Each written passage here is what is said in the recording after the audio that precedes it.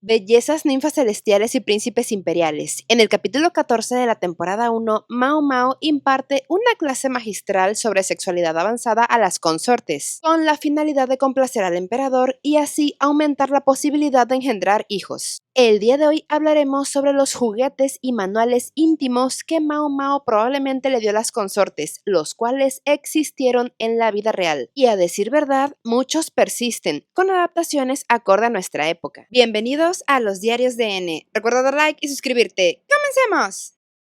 Mao Mao, como buena maestra, no solo enseña placer, enseña supervivencia política a través de la biología. En el palacio interno, tener un hijo implica poder, y el placer es la herramienta para asegurar la frecuencia de las visitas del emperador. Los Diarios de la Boticaria está ambientada en la antigua China, mezclando elementos de las dinastías Tang, Ming y Qing. Además, su autora, Natsusama, ha incorporado más elementos de otras culturas y épocas. El punto de partida es saber cómo veían la sexualidad en la antigua China, y es que no en todas las culturas la sexualidad antigua era primitiva o puramente enfocada a la reproducción. En la antigua China, la sexualidad no era un tabú pecaminoso, sino una rama de la medicina y la cosmología. Los filósofos chinos pensaban que la satisfacción de los deseos físicos debía estar regida por reglas y rituales sociales para maximizar el placer y minimizar la ansiedad en su búsqueda. Creían que para lograr la perfección física y espiritual no era necesario reprimirlo, sino aprender a usarlo en beneficio propio. Así fue como surgió la necesidad de instruirse en cómo tener relaciones sexuales sanas. Se concebía el sexo como necesidad básica del ser humano y como interacción cósmica con la naturaleza. Lo usaron para mejorar la salud e incrementar el placer, creando técnicas de desarrollo sexual recomendadas en las artes de la vida nutritiva, conocidas comúnmente como Yang Shen. Básicamente son el grupo de enseñanzas y teorías que hablan sobre cómo alcanzar una vida saludable o la longevidad, y están descritas en varios textos clásicos de la medicina tradicional china, que ya tienen alrededor de 4000 años, que se desarrollaron por los descendientes de los emperadores chinos. O sea que lo de ser un viejo puerco va muy acorde a nuestro querido emperador, lo trae en su linaje. Es clave entender que el sexo no se trataba solo de placer, sino de salud. A diferencia de otras culturas, los chinos consideraban que no tener sexo podía ser perjudicial para la salud, veían el celibato como un peligro. También se creía que el sexo bien practicado restauraba la energía, prolongaba la vida, mantenía la buena salud y ayudaba a cultivar la vida espiritual. Además, se creía que la unión sexual era la mezcla de las energías opuestas, la femenina yin y la masculina yang. Creían que la salud del cuerpo dependía de este equilibrio. Mao Mao tenía motivos para utilizar esos manuales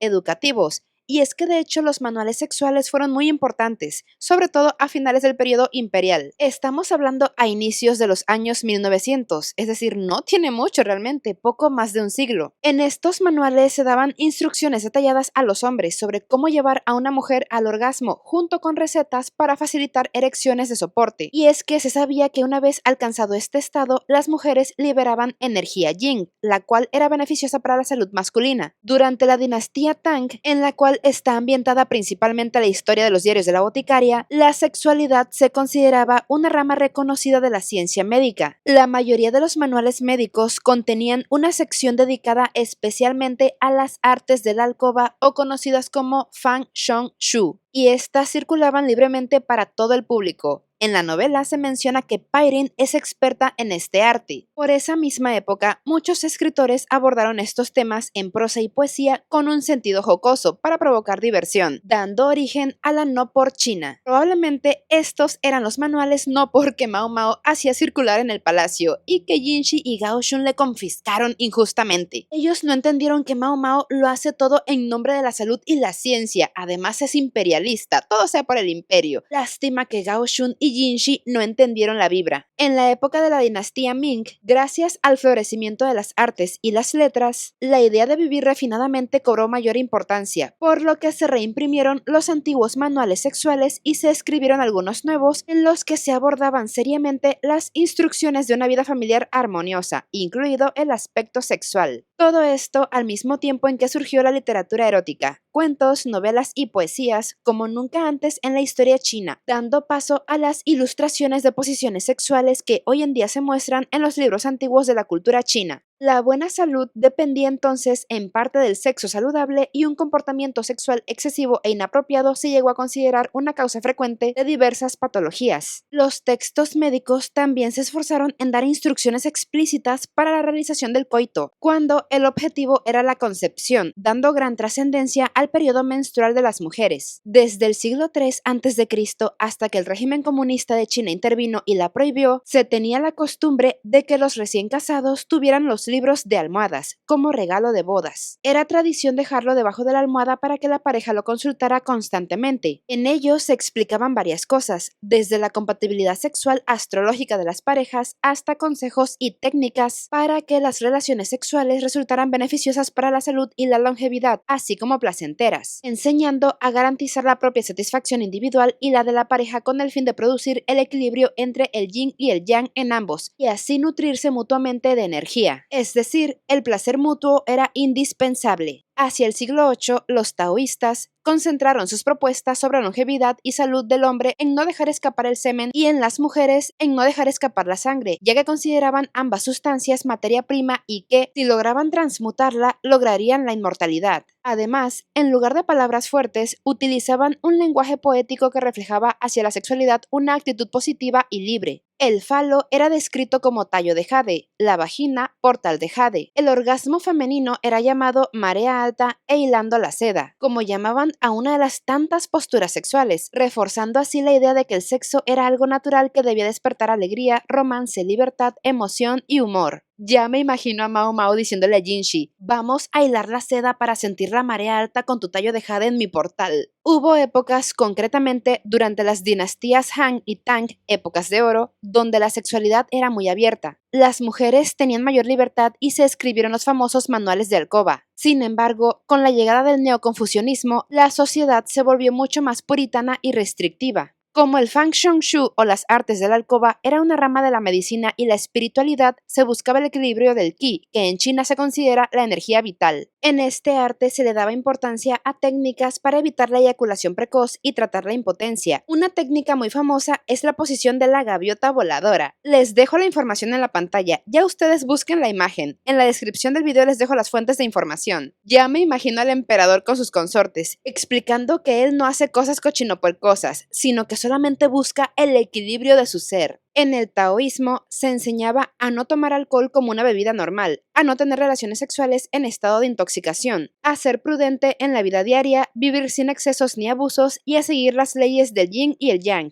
El objetivo de la práctica sexual taoísta era lograr la unión de estas tres sustancias, el espíritu, Shen o dimensión cognitiva y consciente, la esencia, Yin, que es la base física y biológica, y el Qi, la energía vital, los cuales son considerados los tres tesoros de la vida, que, usados y conservados acorde con los principios del taoísmo, ayudan al ser humano a mantener la salud y alcanzar la realización espiritual. El taoísmo introdujo la idea de conservar la esencia, es decir, no derramar fluidos vitales innecesariamente, para buscar la inmortalidad. Para los hombres, el semen era considerado la esencia vital. Una de las prácticas más famosas era el coitus reservatus, donde el hombre debía evitar la eyaculación frecuente para no perder su energía yang, a la vez que buscaba llevar a la mujer al orgasmo repetidamente para reabsorber la energía yin y fortalecer su cerebro y longevidad. Cabe aclarar que aunque es verdad que se buscaba el placer femenino, seguían usando a las mujeres como objetos y herramientas para el beneficio propio. Como dato curioso, se decía que el emperador amarillo, una figura mítica considerada una deidad muy importante en China, supuestamente tuvo sexo con 1200 mujeres, y gracias a que nunca desperdició su esencia de jade, ascendió al cielo convertido en dragón. Para la dinastía Han oriental, las artes del dormitorio de China ya estaban muy desarrolladas. El ascenso del Feng Shui tuvo mucho que ver con los emperadores, ya que era un arte por el cual los reyes y emperadores trataban de asegurar su posteridad. La mayoría de los emperadores Han murieron jóvenes, creando una crisis para la sucesión imperial. Debido a esto, y combinado con el hecho de que los emperadores tenían un gran número de concubinas, sus médicos sugirieron muchos métodos para usarlos en el dormitorio, destinados a ayudarles a producir descendencia más saludable y mejorar su propio vigor. En los diarios de la boticaria, el emperador es considerado un hijo del cielo, así que los elementos históricos y culturales están presentes en la obra. Mao Mao es práctica y entiende esto: si las consortes saben complacer, el emperador volverá porque se siente físicamente revitalizado y no solo satisfecho. En la clase de las consortes, Mao Mao llevó manuales y objetos para explicar técnicas suculentas del Barrio Rojo y cambiar la rutina al dormir con el emperador. Pero, ¿qué tipo de manuales y artefactos eran estos? Como ya vimos, los manuales eran probablemente las artes de la alcoba y la nopor de la época que estaba emergiendo. El contenido del Fang Sheng Shu variaba desde la edad más adecuada para el matrimonio y la relación entre la edad y la frecuencia de la actividad sexual, hasta las técnicas y posturas sexuales, la respuesta sexual femenina, la concepción, las prácticas que debían evitarse, tratamientos y los remedios herbales para la disfunción sexual, entre otras cosas. El nuevo contenido que Mao Mao intentó vender y que Jin Shi con Gao Shun le confiscaron era muy explícito con sus ilustraciones, pero puede que tuviera posiciones con nombres elegantes como el dragón giratorio, dos peces uno al lado del otro, patos mandarines entrelazados, mariposas girando o la ya mencionada gaviotas volando. No les voy a poner las imágenes aquí, puercos, ya ustedes investiguenlas por su parte. En cuanto a las herramientas del placer que Mao Mao llevó, pudieron haber sido las bolas de Birmania o bolas de Bengua, más conocidas como bolas chinas. Son esferas metálicas que suelen ser huecas con un peso interno que se mueve, lo que provoca contracciones musculares involuntarias para mantenerlas en su lugar. Esto fortalece los músculos del suelo pélvico, mejoraba la recuperación postparto, favorecía el placer íntimo y eran consideradas esenciales para la salud uterina. Las bolas chinas siguen vigentes y se pueden usar de forma recreativa como en el área de la rehabilitación del suelo pélvico. La otra herramienta o juguete que Mao Mao pudo haber llevado era el falo de jade o de bronce. Estos también siguen vigentes con su nombre característico actual, hechos con diferentes texturas, tamaños y peculiaridades. El otro juguete íntimo que Mao Mao pudo haber presentado son los anillos de pestañas de cabra o ataduras de seda. Estos anillos se colocaban en el miembro masculino y eran fabricados con párpados de cabra. La elaboración de estos era cortar alrededor del ojo de una cabra, lo que daba forma al anillo. Debían hacerlo cuidadosamente para no romper el círculo, ya que las pestañas tenían que quedar intactas para proporcionar caricias en la parte íntima de la mujer. También podían hacer anillos atándose seda. La finalidad era la misma: retrasar la eyaculación,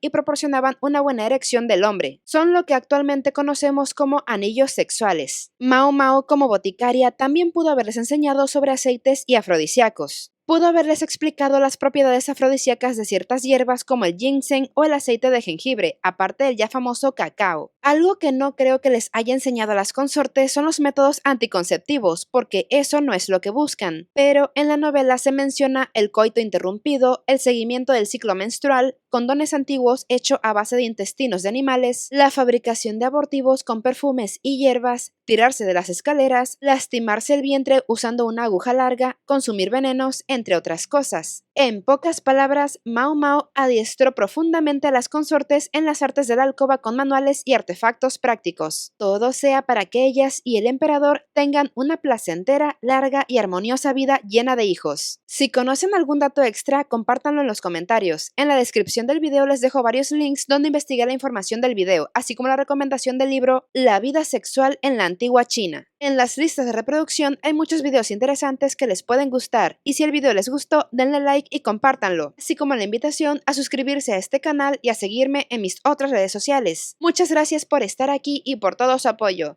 Y bueno, príncipes y bellezas, nos vemos en otro video. Sayonara.